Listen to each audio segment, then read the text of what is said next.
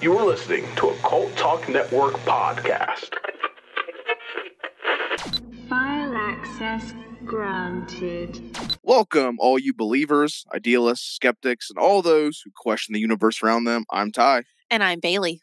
And this is Cult Talks Conspiracy, File 040. And we are doing another special event we did last month. We dedicated an entire month doing the obscure conspiracy theory icebergs. And this month, we are going to be focusing on my favorite cryptid, Sasquatch. Such a long time coming, too. Oh, I know. I'm really surprised because we've touched on Sasquatch briefly. I know, like on our New Year's Day special back at the beginning of 2023, where we talked about our own encounters. And I'm trying to think if we talked about Sasquatch prior to this. Definitely on the iceberg. There was one more. Yeah, iceberg we did. One more that you did that was like right before iceberg, where he made his way into it.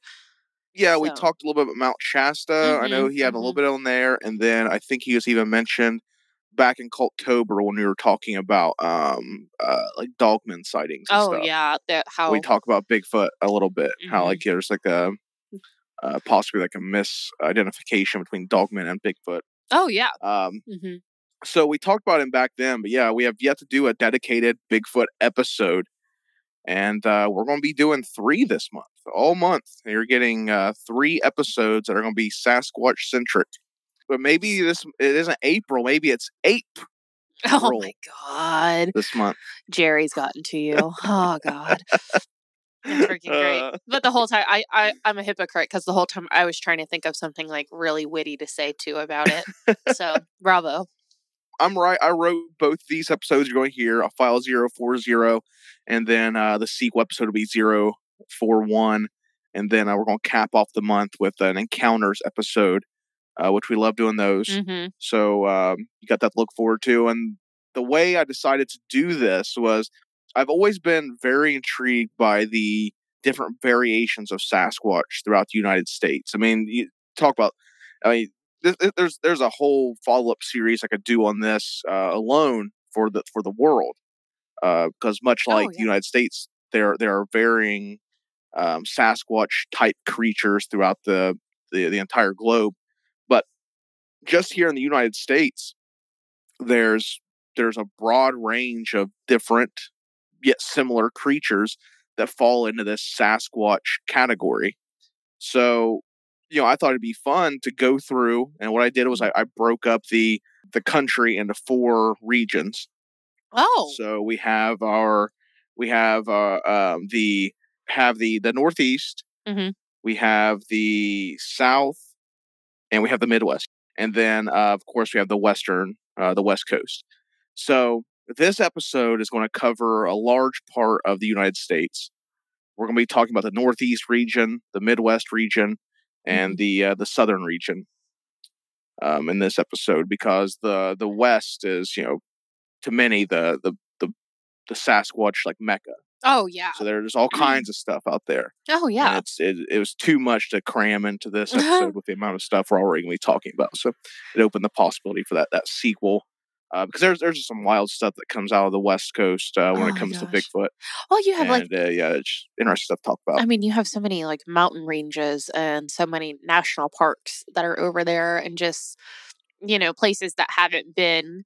Like I think there's a forest out in Washington that's like barely been explored, and it's like you get shit like that out there, and it's the Pacific Northwest. I mean, Northern California and Washington State. There's parts of that wilderness that for all we know has never been touched by man. Oh yeah, that's why it's such a Bigfoot hotspot. The fact that we have different regions of different types of Bigfoots and Sasquatches is just.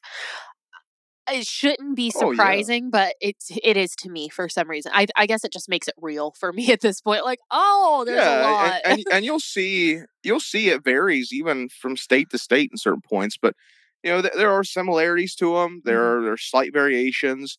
But I wanted to hit on some of the really popular Bigfoots that I've heard of. And I'm sure I'm definitely missing some because there's I think I touch on a total of there are 10 states that we're going to be talking about. So 10 different Bigfoot creatures from these 10 different states. Oof. And, there's definitely some I've missed, some local legends and some little offshoots and things of that nature that definitely I didn't touch on. It'd be interesting to see in the comments and everything, people, if you are from these states, it'd be interesting to hear if we did miss something, what you've heard about Bigfoot in your area. So, definitely a little episode that can probably be revisited again at a certain point. Yeah, it's something I want to do for a while. I've had this concept for a minute, and I think it's finally time we talk about Bigfoot here on Cult Talk Conspiracy. It's been a long time coming, almost a year and a half now. Yeah, we've been doing this, and we have yet to really focus on Sasquatch. Oh my gosh, this is exciting! I'm excited. Let's do it. So, are you ready to go on this road trip across the United States? Let's do it. You ready to go on this Bigfoot road trip? And we're going to talk about all sorts of different variations of the King of Cryptids. You ready to unseal it? Let's unseal this. Let's go ahead and let's unseal File 040, Land of the Free, Home of the Beasts.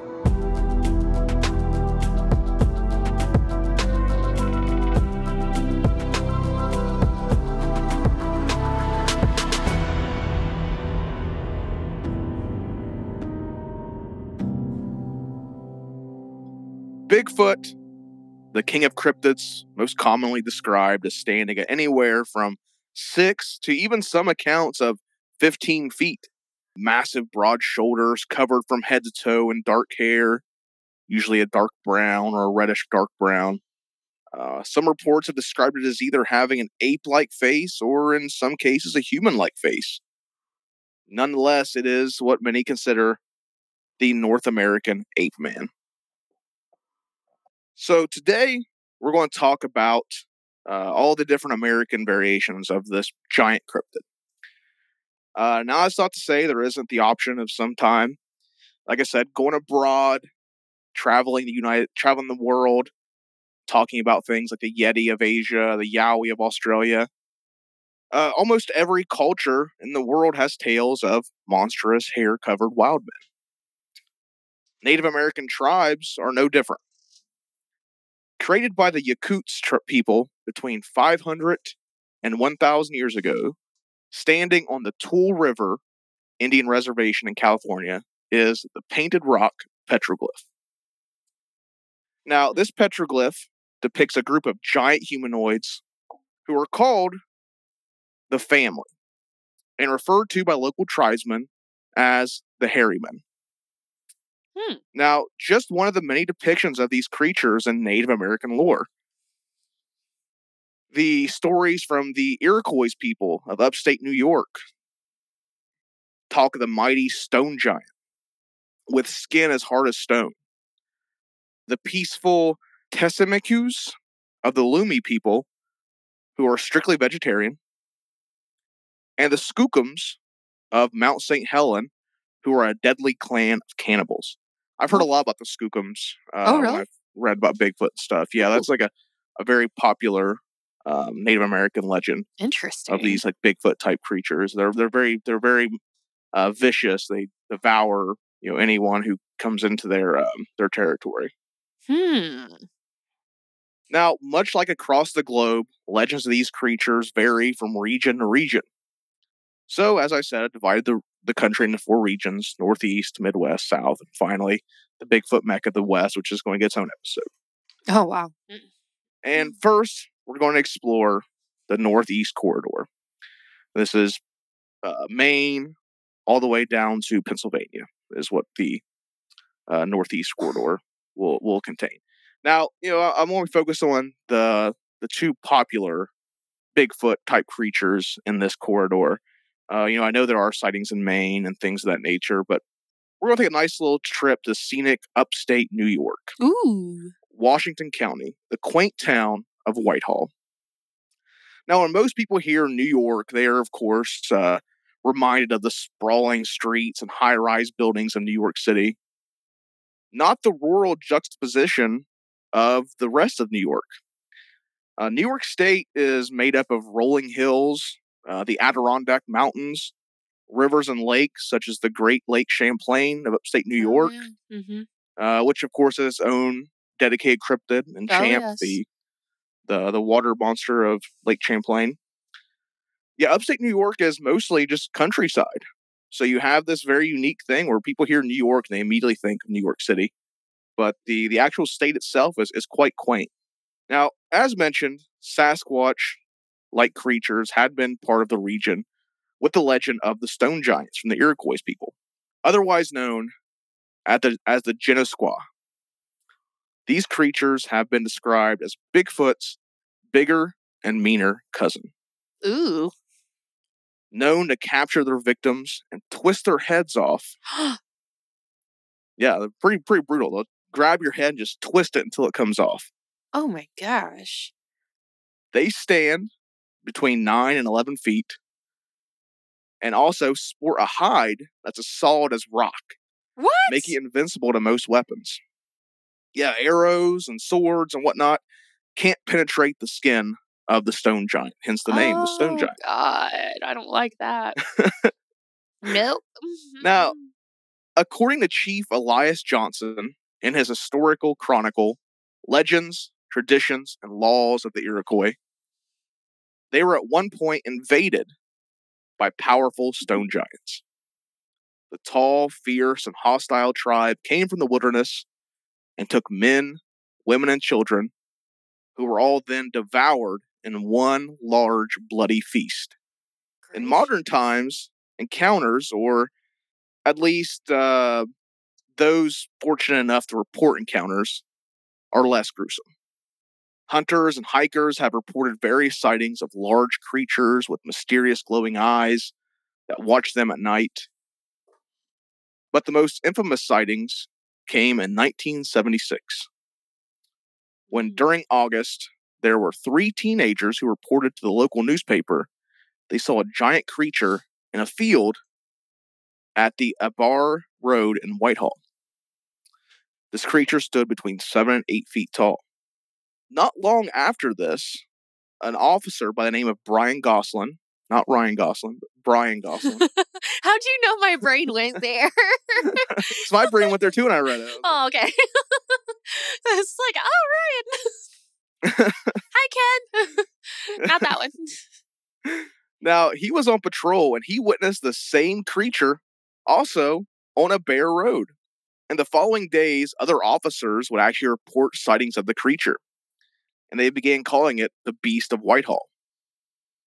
There's a excellent documentary from the Small Town Monsters guys, which I'll mention them a number of times in this because they do some great Sasquatch documentaries. Small Town Monsters are just they're top notch, man. They're awesome. Oh yeah, they're great. Yeah, the Beast of Whitehall is really good. I have that on DVD. Mm-hmm. Now Whitehall has fully embraced the beast, dubbing itself the official home of Bigfoot. God, I love it. They've incorporated the creature onto their official town seal. Nice. Yeah, I thought that was pretty cool. You can look up the seal for Whitehall, New York, and it's got Bigfoot on it. It's really interesting. And they also host the annual Sasquatch Festival and Calling Contest every September. Oh, that's cool. Large tracks are still commonly found throughout the region. In 2023, tracks with 4 foot and with a 4-foot stride were discovered by a former police officer in Indiana, Pennsylvania. So not far away. You know, it's like this thing has moved. Now, one particular sighting to come out of Pennsylvania, since we're on the topic of PA, was reported in 1940 near Snyder Town. A man, his wife, and his sister were driving along a back road when a creature that was described as a large monkey stepped out in front of them. Interestingly, all 3 witnesses agreed that this creature had long... This is one of those like variation things that you'll see as we talk about these things. They all, as similar as they sound, it seems like as we move across region, they'll have like a thing that sets them apart. Okay. So all 3 of the witnesses agreed that this large monkey had a long, curved tail that curved way above its head. Huh. So this one had tail, and that's something you don't see a lot in Bigfoot stuff. I can't think of any Bigfoot report I've ever seen, or any depiction of Bigfoot even, art or movie or whatever, where it has a tail. No, that's really unusual.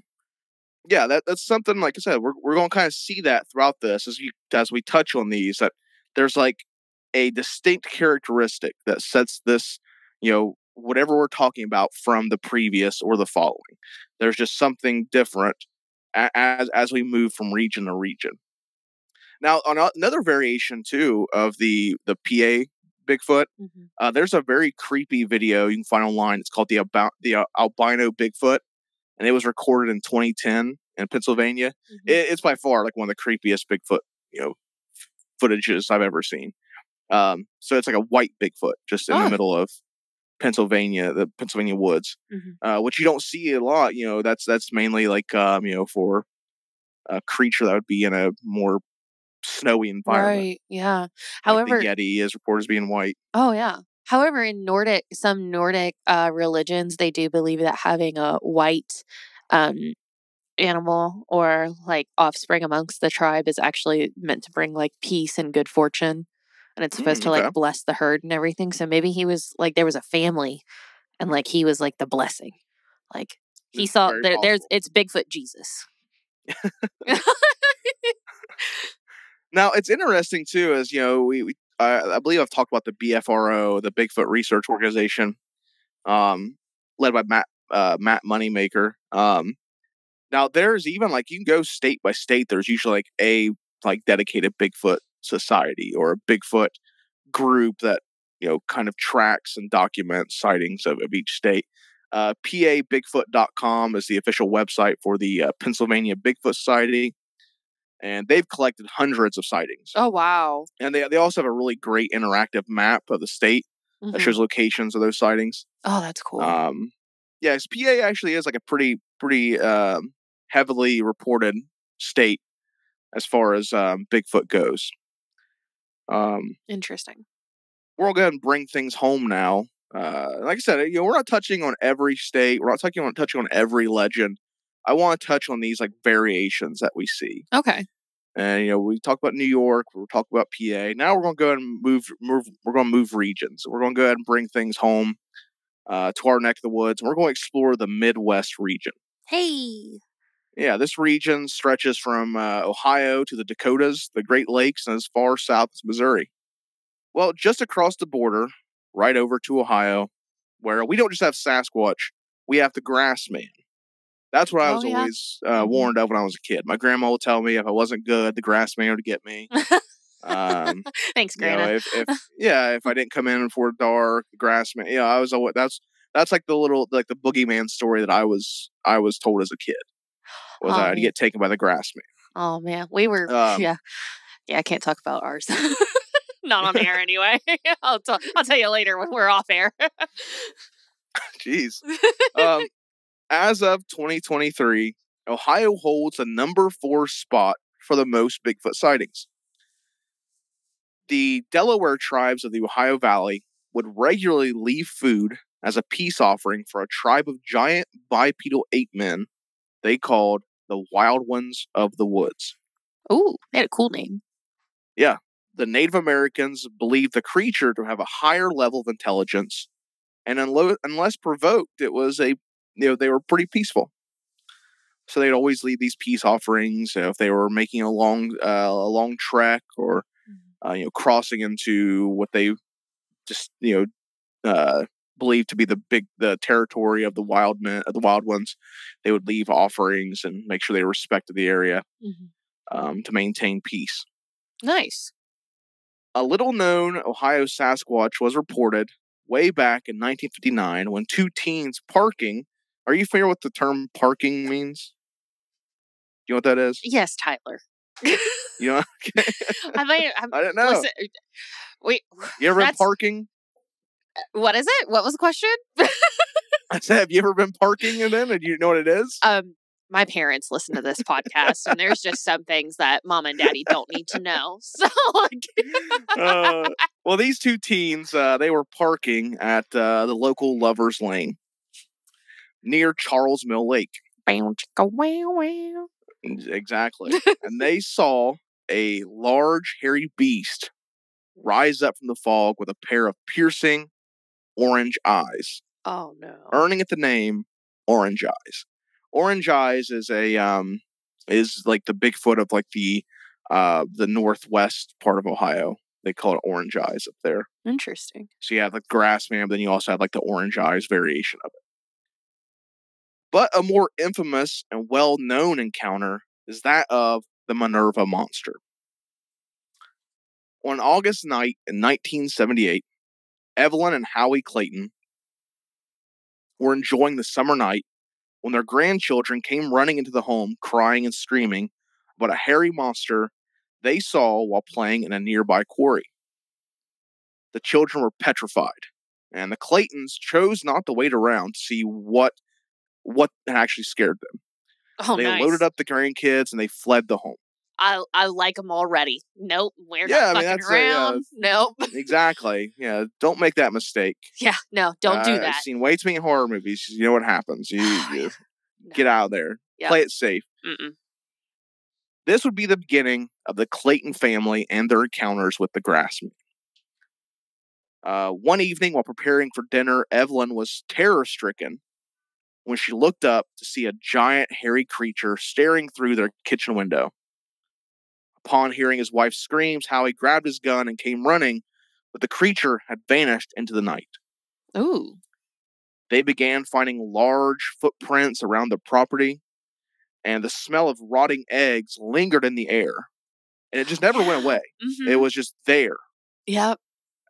So they were kind of like haunted, not only by like the sightings, it was like this Bigfoot had kind of just moved onto their property. And it's stinky. And again, the very first Small Town Monsters movie is about the Minerva monster. So that's what kind of put them on the map. That's a good one as well. The creature didn't only hide in the dark, as the Claytons began regularly seeing the creature in broad daylight, and sometimes even in a pair. They would see one or two at a time. Oh no. All this culminated to the Claytons finding their German Shepherd with its neck broken. Absolutely not. Yep, nope. Snapped its neck. Nope, we now have a problem. And this the Minerva monster, has become infamous. Minerva, Ohio, they host the I think it's Cryptid Fest they host up there now. They have a yearly festival focused on Bigfoot and cryptids, and I believe that's hosted by the Small Town Monsters crew. It's like a big deal. It's people come from all over for that. Interesting. It's a very big deal. And Minerva Monster has become very infamous with Ohio. It's kind of like the Ohio Grassman sighting that people will reference when they're talking about the Grassman. Nice. And before we move on, I want to touch on, for anyone that's not familiar, we're talking about the Grassman. And the Grassman isn't made of grass. That's not what what that's implying. But the reason it's called the Grassman is because hunters and hikers and things of that nature would find these large grass nests. Mm-hmm. And with no sign of like deer tracks or, a bear or anything like that, it would just be a large grass nest that you would commonly find giant humanoid like footprints around. And these have been reported all over Ohio. And that's what earned it the name, the Grassman, for these large grass nests that it would build. So we're going to head up north to Michigan. Have you lived in Ohio long enough yet where you get pissed when you hear about Michigan? No. You get furious, you get irate? No, it's honestly because like Ben and I will take little getaway trips over to Michigan, and it's like our kind of quick, get out of town. What's in Michigan? There's a lot of things in Michigan. There's wonderful lakes and greenery, and there's plant life. And there's a diner that I really love going to as well. So shout out to nice. Adrian, Michigan. Okay. Well, I don't think the sighting I have doesn't take place in Adrian, but in the last few years, Michigan has really become famous for the dogman sightings that have taken place all over the state. That's really what their cryptid has become, is the dogman. You know, much like West Virginia has the Mothman, Ohio has the Bigfoot. It's the dogman for Michigan. I think this past Culttober, we visited the Michigan Dogman a little bit with the Cultolore guys. We did. We talked about that in the werewolf sightings. Yeah. Back in Culttober, so definitely check that out. And we talk about in that as well the idea that some of the Bigfoot sightings in the past have been misidentifications of the dogman or vice versa. Oh yeah, because dogman thing really doesn't seem to be like it seems to just became popular here in like the last couple decades or so. I mean, I remember the first time I heard about it was on Monster Quest. Yeah, same. And that was like the first time I'd ever heard of like the Michigan Dogman. Same. So it's interesting that maybe the Dogman has been there longer as the theory, but people were seeing it and misidentifying as a Bigfoot or a Sasquatch type creature. Which is, what if you just have both? Like that's the scariest too. That's one. something they touched on in one of the small town. We're just going to we're just going to gargle small town monsters balls in this episode. That's fine. You can't talk about cryptids and not talk about them because they're so good at what they do. But they have that documentary they did last year, the American Werewolves documentary. Yes, and they touched on that, the reports of people seeing Sasquatch and dogmen at the same time. Weren't they like fighting like together or like against each other? I think it was like both. Like maybe people think that they're like protecting like there's like Bigfoot territory, dogman territory, or that they're like in cahoots together. Oh yeah, stuff like that. You know, I've heard several stories of like cryptids being, you know, kind of mixed in. Like I know you can talk about Bigfoot and UFOs in similar vein. Oh yeah, where people have reported UFO sightings and locations where Bigfoot has appeared and vice versa. And then I've even heard like a story a while back about chupacabras in Texas. Whoa! People believe them being like bloodhounds for Sasquatch. Like Sasquatch uses chupacabras as like its dogs. What the fuck? Yeah, I've heard like a story of that one time. But one of the most notable Bigfoot sightings in Michigan is that of being the Sister Lake Sasquatch or the Dewey Lake Monster. Now, the encounter itself isn't anything mind-blowing in the way of things we'll talk about in this episode. But what makes it interesting is how the community responded to the encounter. So, and you know, this kind of has a little bit to do with it's like very similar to other Sasquatch sightings. Like I said, it's nothing like crazy, but it's just interesting how the town responds. In June of 1964, residents of Dowagiac, Michigan, began to report seeing a massive 10-foot tall, 500-pound, hair-covered monster with large glowing eyes. Oh. If you were to look up images of the Dewey Lake Monster, it's interesting because for whatever reason, all the like artist depictions or like people who do cryptid art, they make the Dewey Lake Monster like a hybrid of a gorilla and a bear for some reason. So I don't know if I missed the report of that or if that's just like something that someone did once and it just stuck. But people have chalked it up to being some sort of like Sasquatch bear hybrid thing for whatever reason. I couldn't find why, but all the artwork I found was like Bigfoot crossed with a bear. These reports spread like wildfire across Michigan and beyond to neighboring states. And monster and cryptid enthusiasts besieged the area. And here's a notable aspect and a lesson and something I've mentioned all the way back as far as I think file 001 talk about is like if you have like one of these local legends or you have like something like this, like exploit it, make some money because it's stupid not to. It's like dumb to have something that people find interesting and you try to shoo it away. Like make some keychains, make some fucking t-shirts, stickers. Oh, yeah. Well, some people lean into it, make some money. Oh yeah. I mean, I fully agree, but I get like where some people are like afraid to come out about it because they're afraid of being seen as crazy. Right. But it's like, I feel like we live in such a day and age now that like the cryptid and like cryptozoology community has like grown so much that we just want to know, like, are these things out there, and like, can any questions that we have about them even be answered? So yeah, Absolutely. definitely like get that shit out there. But I understand if you're scared. Just know that we're here and we're ready, and we love you and we want to hear your stories. Yeah, I think just small towns just should, like, if they don't have a cryptid, make one up and just make it your town Don't mascot. do that. Make it up, make it your town mascot, and I guarantee you'll make some money, and you'll probably have you'll sell some keychains, you'll sell some T-shirts, you'll make a quick buck.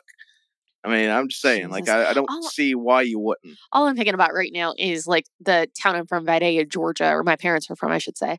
They have a Vidalia onion as their mascot. So all I'm thinking of right now is just like this onion cryptid running around Vidalia, just like stinking up the whole town. It's like Wisconsin. They have the Hodag people. They put a statue of it in their town. It's like a focal point. Oh, that's cool for people to come.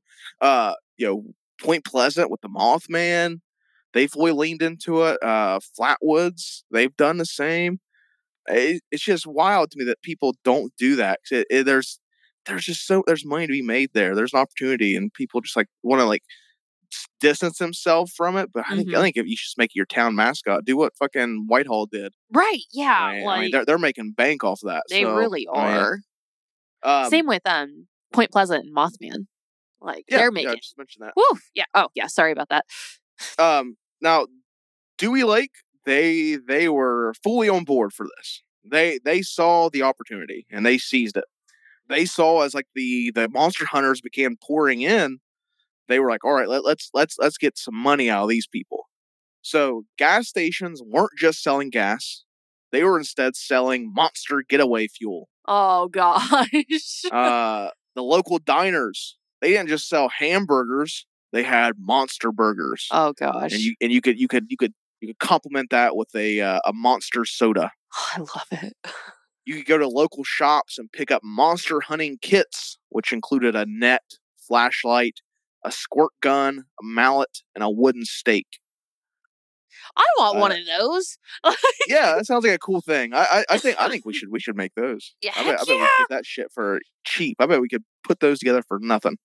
A national newspaper dubbed Sister Lakes Monster Town, USA. Oh, cute. The monster's influence is still felt today as it is celebrated annually as part of the Dewey Lake Boat Parade. Oh. And the Sisters Lake Brewing Company offers a very popular beer called the Dewey Lake Monster. Ooh. Now, although embraced by the local community, the actual witnesses are far less enthusiastic. Most refuse to do interviews, and they wish not to have their names associated with, as they call it, that thing. To this day, there are sporadic reports of someone seeing something, but nothing to the level of the 1964 sightings. Interesting. Yeah, very interesting. It like came and went, but like it was such a big deal when it was there. Like for a short time in the 1960s, this town like fully embraced Monster Mania, and like it's still today. Like, just a lesson. Strong. If you have a small town monster, embrace it. It's just really make you some money. It's really interesting that the eyewitnesses refer to it as that thing and like will have nothing to do with it. That honestly, like my first thought about that is danger. Like is the creature really out there, and did these people have a more dangerous encounter with it than what we realize? I don't know. More like the feeling, when they saw it, it probably did like legitimately strike fear into them. Yeah. Mm-hmm. And the rest of town were just like, hey, let's make some fucking money off this. This is fucking cool. Like, yeah, come exactly. here. These people are like terrified of this thing they witnessed. I don't know. And everyone's running around with fucking squirt guns and mallets and shit. And wooden stakes. They're fucking whatnot. terrified. Yeah, with their nets just running around. Yeah, exactly. Now, south of Michigan, we find the state of Illinois, which is home to Murfreesboro and the Murfreesboro Mud Monster, a.k.a. Big Muddy. Big Muddy. That's what they call him, Big Muddy. So my initials are BM, and I would have much rather been nicknamed Big Muddy than some of the other ones that my classmates came up with. Bowel movement, yeah. Yeah. In 1973, on 2 consecutive days, June 25th, June 26th, Murfreesboro police received reports of a massive creature lurking in the woods on the outskirts of town near the Big Muddy River. The first reported sighting came in on the 25th when 2 teenagers, again, parking at the local Lover's Lane, heard a loud scream come from the forest that caught their attention. To their horror, they witnessed a 7-foot beast emerge from the forest, bipedal, white-haired, and completely covered in mud. The beast began approaching the vehicle and the teens, who quickly sped off, leaving the monster in their tracks. At the time, the local police considered the teens to be very reliable witnesses, as they were not married. And by the way the local culture was, them admitting to being out, involving themselves in promiscuous behavior, risked ridicule from the conservative community. So they were the local police were like, okay, you admitted all this stuff on top of having a Bigfoot or a monster sighting. Oh yeah. You know, there's really nothing for them to gain. They would have caught a lot of flack just from the first portion of that, the promiscuous behavior. Upon investigating the report, police found tracks measuring 12 inches long, 3 inches wide, 4 inches deep in the mud. They didn't stick around long either, as shortly after arriving, they heard loud screams coming from the forest as well. What the fuck? The next morning, residents of a subdivision reported seeing the same creature walk through a nearby field and enter the woods. Police entered the woods with tracking dogs. They quickly found a footprint and noticed a strong foul odor and a slimy film that covered the nearby tree branches. Ugh. The dogs caught a scent and followed it to an abandoned barn, but refused to go inside. The officers argued amongst themselves. None of them wanted to enter either, so they abandoned the investigation. So they may have, the monster was hiding in a barn for all we know, and they were just like, we're not going in there. I feel like someone's boss was pissed that day. Like, are you fucking kidding me? Y'all were scared. Like, but at the same time, it's a big fucking scary monster for what yeah, they know. same. Like, if I had been one of those officers and the dogs weren't even going to, absolutely not. Like, I get freaked out when Gypsy just starts looking out into the middle of nothing, and I'm like, what is it? Do we need to go? Like, I feel like we should go, like, right now. Yeah, Scully does the same thing, and it always creeps me out when she does it. Like, I'm like, what are she'll you look seeing? out the window and like start like whining, and I'll look out there. There's nothing out there, so it creeps me out. What if they like have a pact, like, you know, and like doggy heaven before they come down? It's like, you know, you have to like whine at nothing and freak your human out. That's like their penance. Now, a few days later, on July 7th, this is the last sighting of the creature. Around this time, a carnival had came to town, and the workers heard panic cries coming from the stable where they kept the ponies. They found that outside the stable, a large, hairy albino monster was eyeing the ponies. Now, upon the workers arriving and the monster seeing them, it quickly fled into the woods. So this thing was like apparently about to break in there and fucking take a couple ponies out of there. Uh-oh. Big Muddy, kind of a blip on the radar, but it's something that's upheld in Illinois as like their monster. You know, the fact that it was terrified tracking dogs. You know, it preyed on local teens at Lover's Lane. I mean, I think that's kind of like classic tropes for making a really great monster.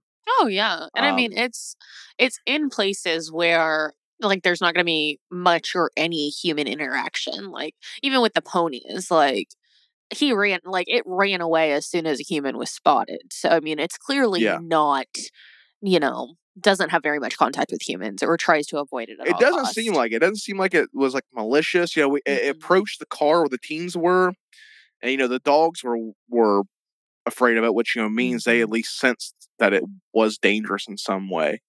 So, but it's interesting. There's no like attacks reported like that. No.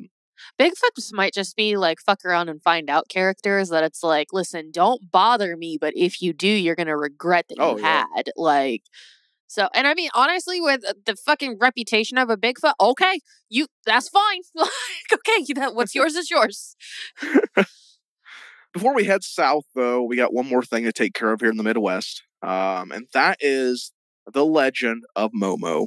MOMO! Residing out of Missouri and first reported in July of 1971, the Missouri Monster, aka MOMO, is said to be a 7-foot-tall, hairy, man-like creature that roams the thick backwoods near the Mississippi River. According to the first report by Joanne Mills and Mary Ryan, they were having a picnic when the creature emerged from the forest and emitted a foul odor. A year later, a group of kids spotted the creature again, this time carrying the corpse of a dead dog. Oh. MOMO is actually notorious for preying on dogs and like other small like animals. Yep. So like around the area, around the the Mississippi River area, whenever like a pet goes missing or you find like a animal's body, it's usually attributed to MOMO as being a victim of the creature. Phew. Now, an interesting note about MOMO, as we said, there's slight variations amongst these things, is that although the description falls in line with most other Sasquatch-type creatures, hairy, big, foul odor, all that stuff, MOMO is said to have a much larger head than the others. And witnesses describe it as almost being like a pumpkin sitting on its shoulders. Like it's bulbous, it's oblonged.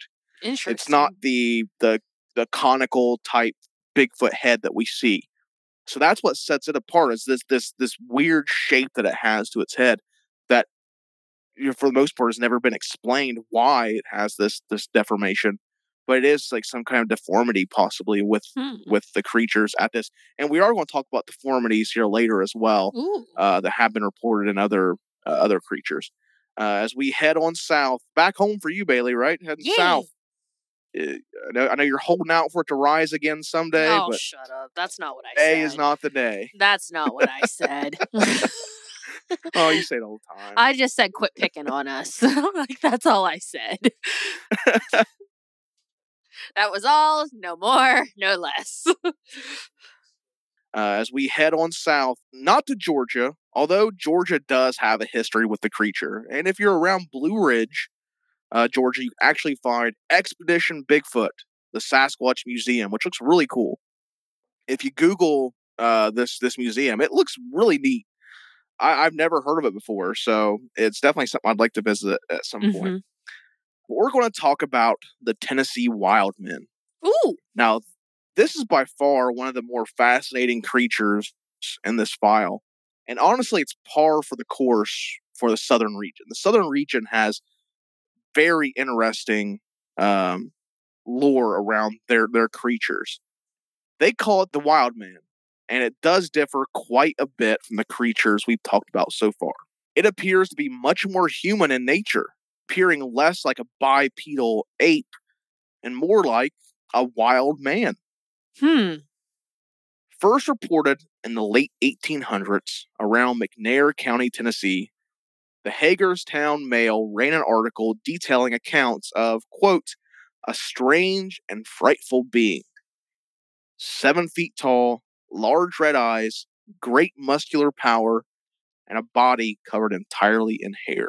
Oh, interesting. This being was said to be enraged by the presence of men, but would go into a terrifying frenzy of delight when it witnessed women. It would then attempt to carry them off into the woods, which it attempted on several occasions. There's several reports of women, tending to their gardens or, just walking on trails. And this thing would come out just in a frenzy and try to carry them off. And usually it was stopped by them wrestling free or, some men or kids or something like that would be nearby, would kind of chase it off. You literally unlocked a memory for me. I remember living in Georgia and were you almost carried off by No, nothing like that. What it is? No, I remember our neighbors would tell all the young girls be careful if you're playing at night. You don't want like the beast to come and carry you off or anything like that. And like, it wasn't like a predator or anything. It was like literally like a beast. And like, I hadn't thought about that in so long, but like, yeah, like in our little cul-de-sac, I remember being told that by like neighbors and everything. 'Cause my parents never said anything like that, but they were also like, that was where I heard my first alien abduction story too. So now that's interesting. 'Cause like too, like, I've seen or heard reports of like out west at like Indian reservations. Like there's some Indian reservations, if you went to, they would not allow you to walk around by yourself. You always have to be accompanied by a Native American male warrior, because they would, the Sasquatches will apparently carry you off. So that's what I've seen before or heard of before. Again, this creature is not reported to have any of the ape-like features commonly associated with Bigfoot, but rather it is noted that this is strikingly human in appearance. Accounts of the wild men also describe it as being much more aggressive, almost like it's feral. That's a term you'll kind of find ingrained with the Tennessee wild men, is this feral nature it has. And this does tie into the idea of feral humans living in densely forested areas like Tennessee. Yeah. And it's actually one of the darker theories behind the infamous missing 411 phenomenon. Oh, People believe that people are being abducted by these feral, wild people of the woods. Because they're cannibals. Yeah. Yeah, exactly. While making their way through the rugged Smoky Mountain terrain, the Confederate Army, led by Braxton Bragg, reportedly encountered a group of these wild men who captured 5 soldiers during this encounter. Interestingly, reports of wild men have come from neighboring states such as West Virginia, North Carolina, and even as far north as Ohio and Pennsylvania, so kind of crossing regions. And many of the reports began after the Civil War. And this has led to the theory that, as the conflict waged between the North and the South, that some people, rather than involving themselves, actually picked up, moved into like remote regions of the United States, built homesteads, and just stayed there and completely disconnected themselves with civilization. And over time, they would regress to this like primal feral state and become these wild men. And there's some very interesting stories of wild men in America. You can find like some really cool stuff if you look up wild men. And again, this episode, much like we did in our iceberg stuff, we're just touching on things, touch and go, moving, trying to cover a lot of things. Oh yeah. So, but you can find like some really interesting stories of people finding wild men in the woods and trying to reintroduce them to society, and it's just not working. There's a few like documented reports of things like that where I believe it was in North Carolina. There was a man they found in the woods who was just a wild man. He was naked and dirty and feral and, living off the land and didn't speak English. Oh my gosh. They tried to, reacclimate him to civilization, and he just broke free and ran in the woods and never be seen again. He just wanted nothing to do with it. Oh my god. And you can find stuff like that all over the world as well. I know there's like stories like that out of Russia and things of that nature. These wild people have been found, and it's documented stuff. So it's very interesting. If you look it up, it's pretty interesting. There was one girl out in Russia that I heard of, and it's been many moons ago since I've like watched this video, but like she was like raised by dogs out in Russia, and like people found her and like reacclimated her like into society, but she like crawled around and like barked and like walked around on all like fours it's and everything. Wild. So, but like now, I guess like at the end of the video, it was like now she's like fully reacclimated into society and is like, bipedal walking and everything now. So, so yeah, I'll have to revisit that. That one was an interesting one. It's a really interesting phenomena. These people who like, become feral. It's super interesting. It's a very interesting phenomenon. Have you ever seen The Legend of Boggy Creek? No, I have not. Have you heard of it? I have, yes. I think we've talked about Boggy Creek before. You and I have, maybe. I used to watch it. I used to have it on DVD. I remember I got it at some point when I was a kid. I loved it when I was a kid. I loved it. It's just like a really old B movie from the 70s, directed by Charles B. Pierce and released in 1972. The Legend of Boggy Creek tells the story of the Fouke monster that stalked the small town of Fouke. And Fouke is actually located in Arkansas. Okay. Yeah, I watched the Legend of Boggy Creek all the time when I was a kid on DVD. And I'm a big fan of Mystery Science Theater 3000. And they have an episode on the Legend of Boggy Creek Part 2. The legend continues. Oh. And it is hilarious. It's one of my favorite episodes of Mystery Science Theater 3000 ever. So I've seen that far more than I have the first one for the comedic nature. But the first one is a very straightforward, like, docudrama. Okay. Is basically what it is. Like, it's taking... it's famous for depicting, like, encounters with the creature where they'll have, like, the actual, like, eyewitness portraying themselves. So it's like, you don't have these polished actors. It's like, these real, just, hillbillies from Arkansas portraying themselves and kind of reenacting their encounters. Interesting. It's a really good movie. I mean, it was a fucking powerhouse when it came out. It was made for like nearly nothing. Oh shit! And just swept up because it was very popular at drive-ins and grindhouse theaters that would play it because it was a cheap movie. Nice. So it was a very popular like drive-in movie. We need to bring back more in the 70s. We need to bring more drive-in theaters back. I've never been to one, but there's one here in Columbus. I just haven't been to it. There's one in I think it's Laurelville. I think is where the other one is. Yeah, I think I've seen that one. Either Laurelville or Lancaster is where the drive-in is. One of the two. Now, reports of the creature have it as being over 7 feet tall, covered in dark long hair, and emitting a terrible odor similar to a wet dog. Is what it's reported as. Okay. Which you would get that, thick hair, covered in mud, It's interesting all the different smells we have so far. Like, oh yeah, absolutely. Like absolutely. we've got eggs, we've got wet dog, we've just got like a musk as well. Like, it's very interesting. Yeah, well, you'd have to suspect it. Like, I mean, something covered in hair. I mean, it's gonna be stinky. It's gonna stink as it's in expose the elements. I wonder if it has something to do with like the different species and like the different like sweat glands it could produce or whatnot, or maybe Possibly. like the different skin types. I don't know. That's something different. Now, peering through this hair were 2 bright red eyes. The creature is said to be able to run swiftly with a long gait, and its arms swinging wildly like a monkey. An interesting note with this creature is that the footprints found from the Fouke monster are distinct because they have 3 toes. That's all it has, 3 toes. 3 whole toes, okay. Yeah, just 3 toes. Now, most Bigfoot footprints you find are, very much like blown up versions of human feet. 5 toes, big toe, little toe, all that stuff. But the Fouke monster, the Bigfoot, the footprints we found of it are 3 toes. Okay. Now, there is a theory as to why this is, and you'll see this across the southern Bigfoots.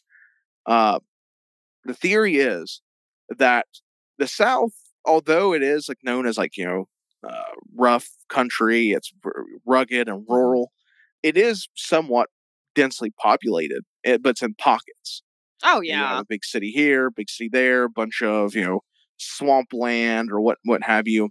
So the idea is that because of this popularization of these big cities and, smaller communities coming up, that the Bigfoot population of the South, which is considered to be much smaller than what you would see in the West. The West is, the most densely populated for the Sasquatch creatures, but the South is kind of a more sporadic population, and that is because that they're being broken up by humans, and thus they're put in these smaller communities where they're inbreeding.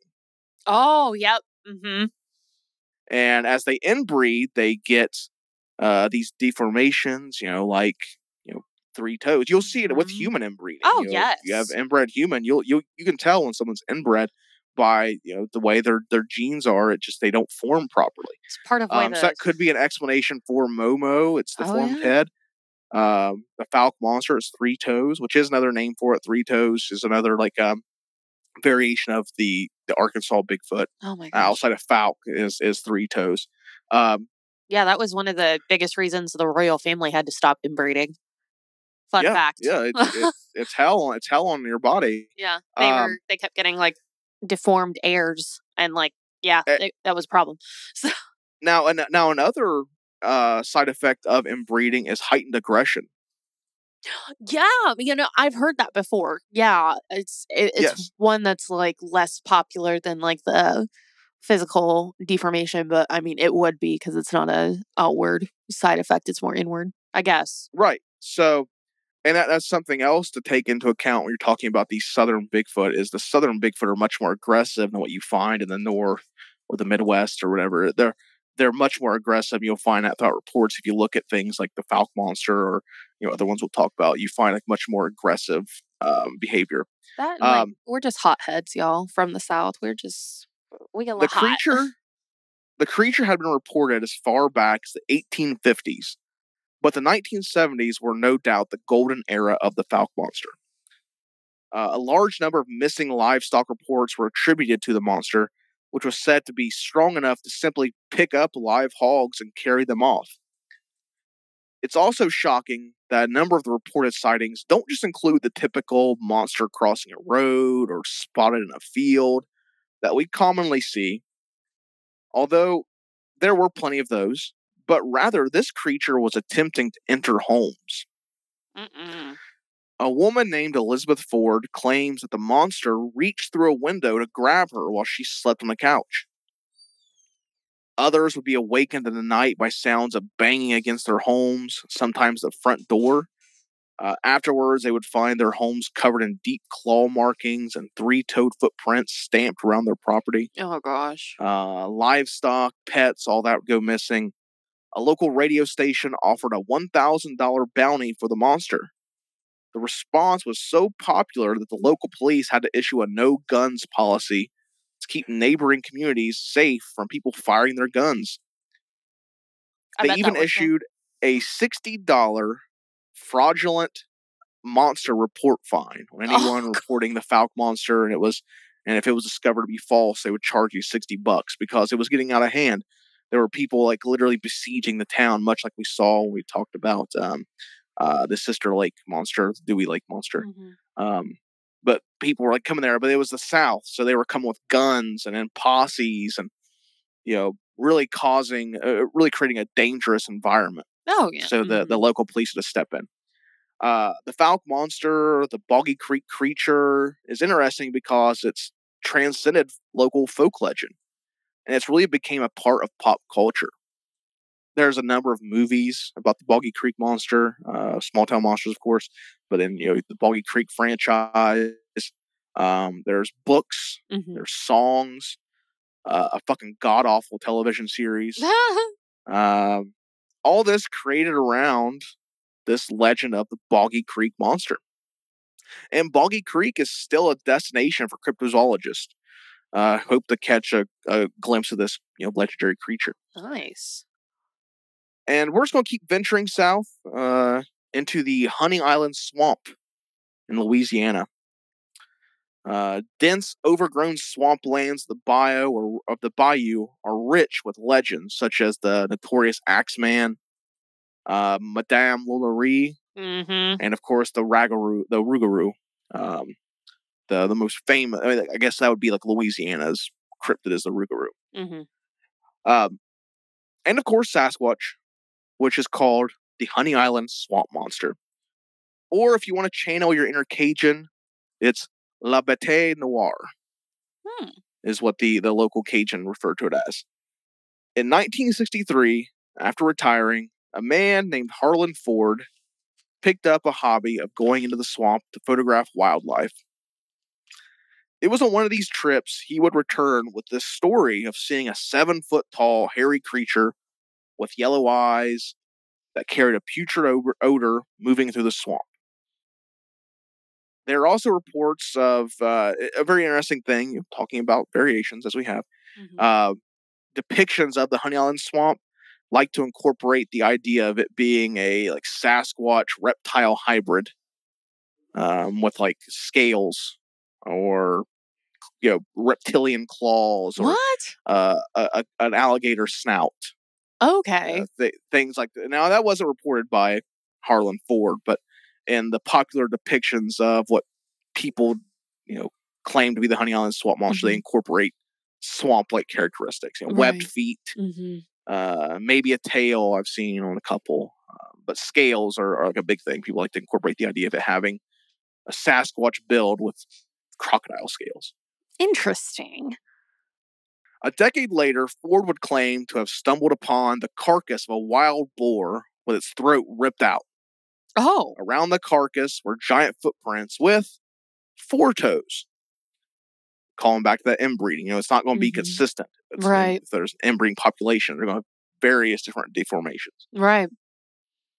Now, unlike our other subjects that there does appear to be a theory behind what could be the Honey Island swamp monster.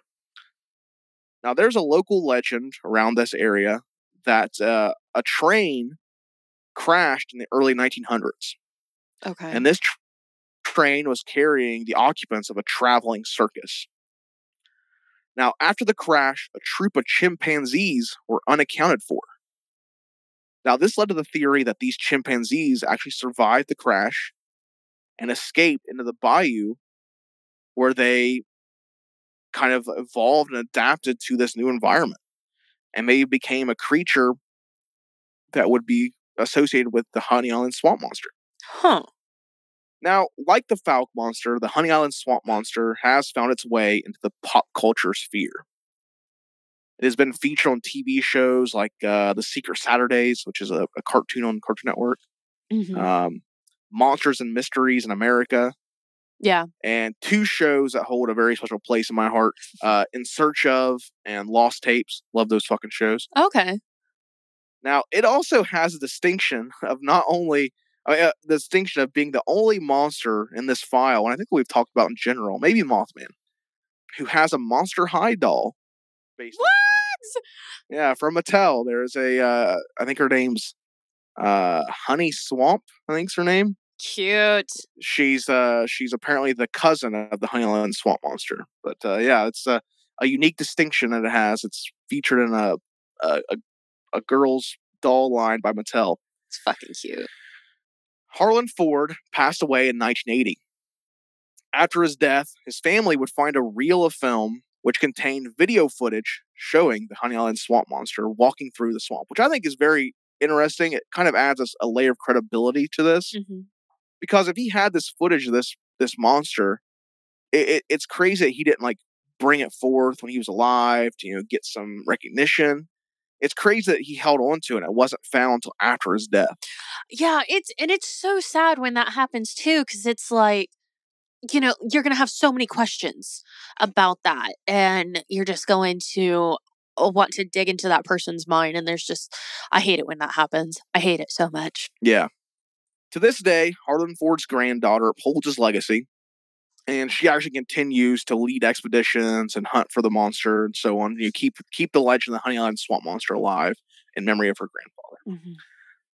Now, before we end our road trip across America and its monster-infested underbelly, we got to make a quick stop in Florida, because everything happens in Florida.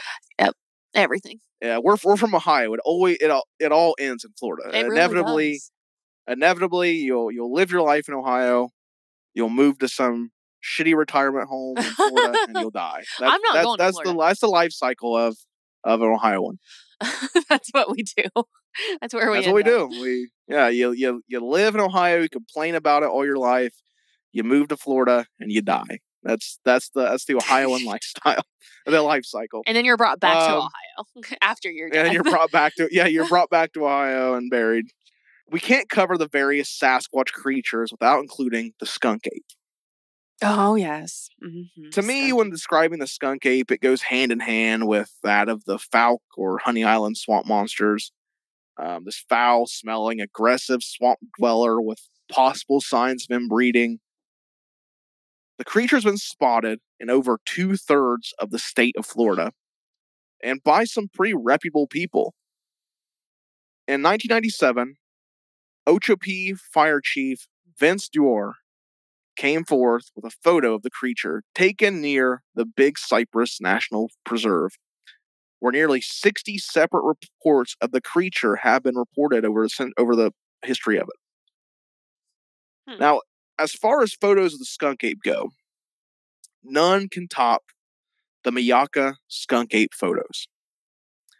In 2000, an envelope arrived at the Sarasota County Sheriff's Department with an anonymous letter claiming the enclosed photos were taken of a creature that they had caught stealing food.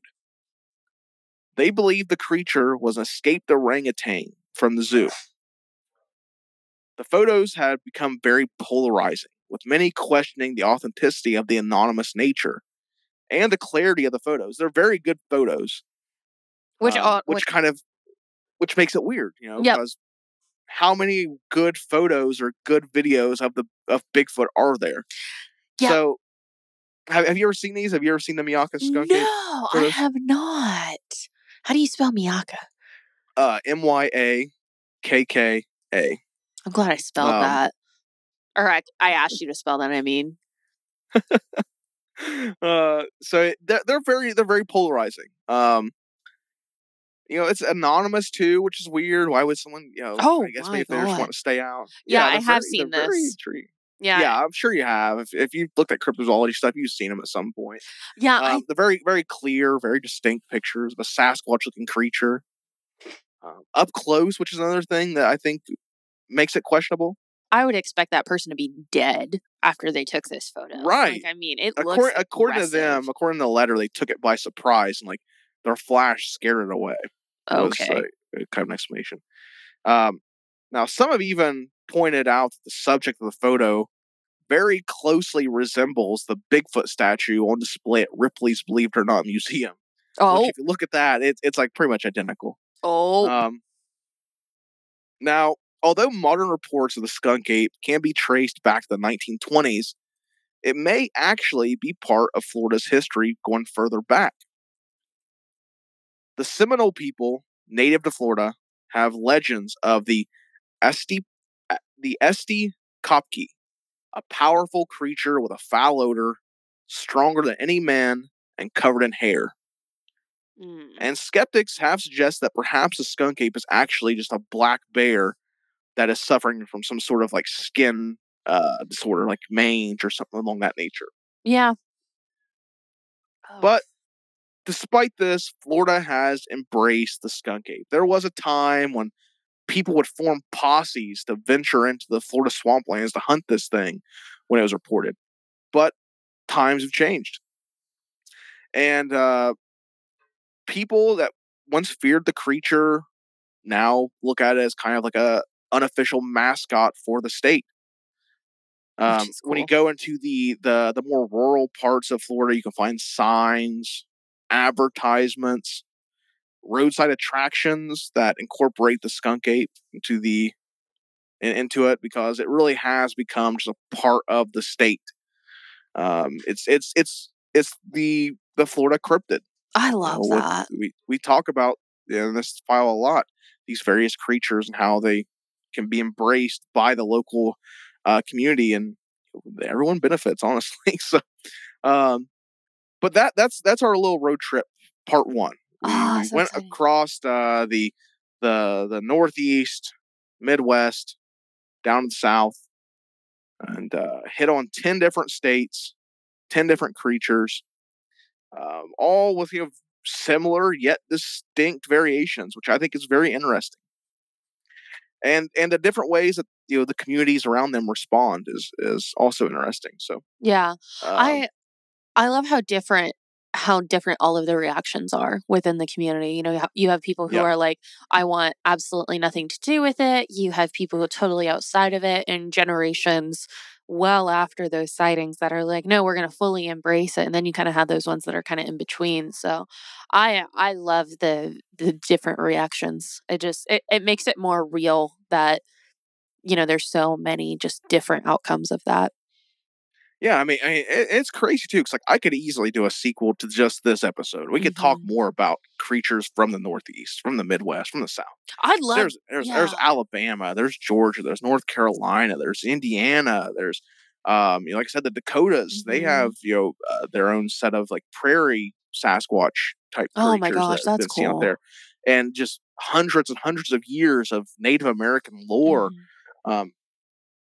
Delaware, all these different other states that we didn't even touch on because we'd be here all day. I mean, we could easily make this a 3-4 hour episode if we want to talk about all this stuff. But definitely, I mean, this is open to exploring more of these 3 regions. And I mean, they could probably even do their own episode, like we're going to be doing the next episode where we talk about the West Coast Sasquatch, because there is just so much to talk about. The Sasquatch creatures many people don't realize have been a part of America as long as America's existed, before America was a thing. That's so cool. Tyler, I feel like you could do an episode like per state, like every different Bigfoot that's in every different state. I had actually kicked that around a while back of maybe 50 episodes or 48 be 49 because Hawaii has no Bigfoot. Right. Type creatures, maybe 49 episodes would be a task. But no, I mean, I definitely think that these 3 regions could be revisited at any point, just to expand on more of these weird variations. And I'm sure we'll get comments or people mentioning, hey, what about this? What about that? But I just wanted to focus on these ones. These are the most popular ones I've heard of that had these really distinct features that I think were interesting, tails and skin, which, we talk about the stone giants. There is a theory behind that actually what it is mud. And it kind of ties in with Big Muddy, which is like a thing that Native American warriors would do, was to cake mud on themselves, let it dry, and make it a natural armor. So that could be something that stone giants were doing to protect them from Native American warriors. But interesting. Yeah, that does it for File 040, our 40th episode, our 40th mainline episode. Of course, that doesn't include our cross-examinations and encounters and things of that nature. But all the extras. And we're rolling on. We're rolling on to File 041 here in a couple weeks. We hope you guys enjoy this. We've talked a lot about cryptids here this year, it feels like. The iceberg, incorporating them into it. And we talked about the Yeti and the Outlaw Pass episodes. So cryptids are getting some much love here this year. Absolutely. Even revisiting like Mount Shasta and everything. We talked about quite a few. Mount Shasta, yeah. We have the Mothman episode back, like our 3rd episode. So, but thank you guys for joining us here as we talked about these 3 regions here. Part 1 of this Sasquatch series, and part 2 will be coming up here in a couple weeks. And we got a lot to talk about because the Western Sasquatch stuff gets insane. So that'll be coming on April 16th. But I think that does it for us, Bailey. I think so too. Bigfoot a lot today. There's a lot of things to look up. If you guys, like I said, any of these subjects you could type in on Google and you'll find far more lore than what was presented here. I mean, some of these could have even done their own episode. We could probably done a whole episode on the Falcon Monster. Nice. Alone. Or Grassman even. Grassman, Minerva Monster. Could have probably done an episode. But it's something for you guys. And if you have local legends of Bigfoot, let us know in the comments below. I'd like to hear. I always love looking at shit like this. But that does it for us, Bailey. File 040 is in the books. Make sure you guys follow us at Cult Talk Net across the board: Instagram, Facebook, X, Twitter, whatever it is, YouTube, all the things at Cult Talk Net. You'll find us. Cult Talk Conspiracy every other Tuesday. Cult of Lore every 1st and 3rd Thursday. Cult of Campbell on Mondays sometimes. I'm sure we have a shit ton of other things coming or maybe out right now. So just make sure you guys check out Cult Talk Net to keep up all the things. # join the talk, as we say. There we have it. I've been Ty. I've been Bailey. And until next time, question everything.